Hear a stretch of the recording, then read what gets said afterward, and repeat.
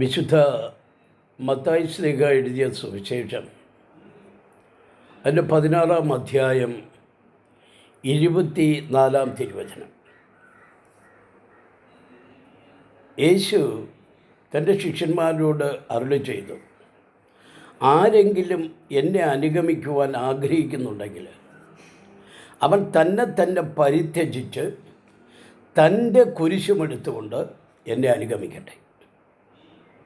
ആരെങ്കിലും എന്നെ അനുഗമിക്കുവാൻ ആഗ്രഹിക്കുന്നുണ്ടെങ്കിൽ അവൻ തന്നെ പരിത്യജിച്ച് തൻ്റെ കുരിശുമെടുത്ത് എന്നെ അനുഗമിക്കുക.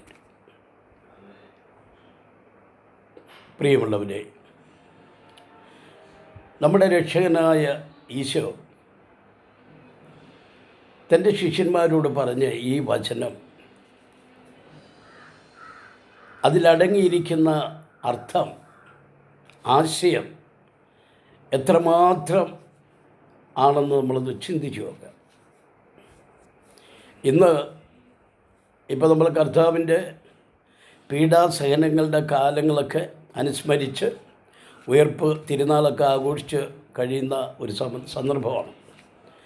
ഈ കഴിഞ്ഞ ദുഃഖവെള്ളിയാഴ്ച എത്രയോ മനുഷ്യർ ക്രിസ്തുവിൻ്റെ ആ പീഡാസഹനങ്ങളെ അനുസ്മരിച്ചുകൊണ്ട് കുരിശുമെടുത്തുകൊണ്ട് കർത്താവിൻ്റെ പിന്നാലെയല്ല, കുരിശുമലയിൽ പോയവരുണ്ട്. അതുപോലെ തന്നെ സ്വന്തം ദേവാലയങ്ങളിലും പൊതു സ്ഥലങ്ങളിലും ഒക്കെ കുരിശ് വഹിച്ചുകൊണ്ടുള്ള ആ ഘോഷയാത്രകൾ, ദുഃഖത്തോടുകൂടെ നടത്തിയ ആ രംഗങ്ങൾ നമ്മുടെ മനസ്സിൽ ഇങ്ങനെ ഓർമ്മയിൽ വരുന്നുണ്ട്. എന്നാൽ ഈശോ 2024 വർഷങ്ങൾക്ക് മുമ്പ് ഈ ലോകത്തിലെ സർവ്വജനങ്ങളുടെയും പാപങ്ങൾ സ്വയം ഏറ്റെടുത്ത് തൻ്റെ കുരിശ് വഹിച്ചുകൊണ്ട് ഗോൽഗൊത്ത മലയിൽ പോയി അവൻ സ്വയം ബലിയർപ്പിച്ചു. അവൻ്റെ ആ പരിശുദ്ധ രക്തം കൊണ്ട് ഈ നമ്മുടെ എല്ലാ പാപങ്ങൾ അവൻ കഴുകി മനുഷ്യനെ വിശുദ്ധിയുടെ മാർഗത്തിൽ ആക്കി തീർത്തു. അപ്പോൾ കർത്താവ് പറഞ്ഞത് കർത്താവിൻ്റെ കുരിശെടുത്തുകൊണ്ട് നടക്കാനല്ല, എന്നെ അനുഗമിക്കാൻ ആഗ്രഹിക്കുന്നവൻ തൻ്റെ കുരിശുമെടുത്തുകൊണ്ട് എന്നെ അനുഗമിക്കണം. അപ്പോൾ എല്ലാം പരിത്യജിക്കണം. എല്ലാം പരിത്യജിച്ചിട്ട് തൻ്റെ കുരിശുമെടുത്ത് എന്നെ അനുഗമിക്കുക. അപ്പം ഈശോയുടെ മാർഗത്തിൽ ജീവിക്കാൻ പോകുന്ന ഒരു മനുഷ്യന്, അതായത് ഒരു ക്രിസ്ത്യാനിക്ക്, സഹനങ്ങളെന്ന് പറയുന്നത് അവൻ്റെ കൂടപ്പിറപ്പാണ്.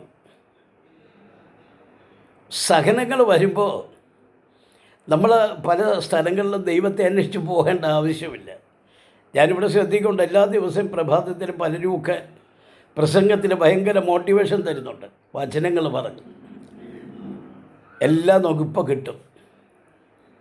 അങ്ങനെ ഒന്നും കിട്ടത്തില്ല, ആരും ചിന്തിക്കുകയും വേണ്ട.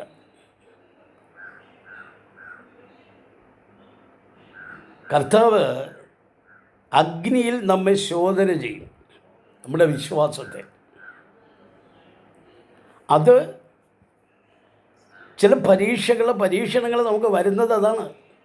നമ്മുടെ വിശ്വാസം എത്രത്തോളം ഉണ്ടെന്ന് ദൈവം പരിശോധിച്ചറിഞ്ഞതിന് ശേഷമേ, പത്രോസിൻ്റെ ലേഖനത്തിൽ പത്രോസ് പറയും പോലെ, നിങ്ങൾ കർത്താവിൻ്റെ ശക്തമായ കരത്തിൻ കീഴിൽ താഴ്മയോടെ നിൽക്കുക, തക്ക സമയത്ത് അവൻ നിങ്ങളെ ഉയർത്തും.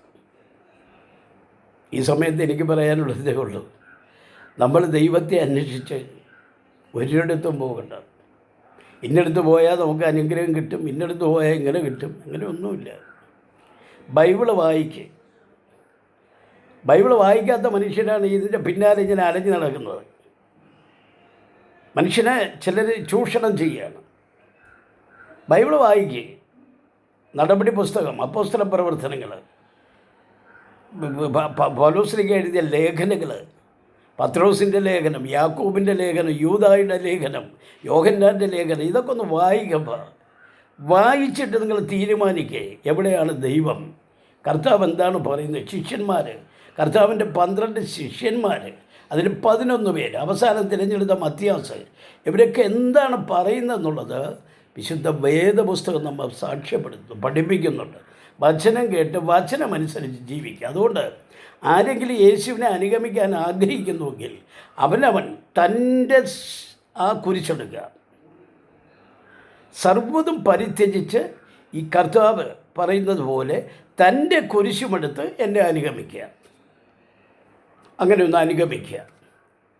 അവന് മാത്രമേ സ്വർഗരാജ്യത്തിൻ്റെ അവകാശം ലഭിക്കൂ. അത് ദൈവം പറഞ്ഞിരിക്കുന്ന ഒരു സത്യമാണ്.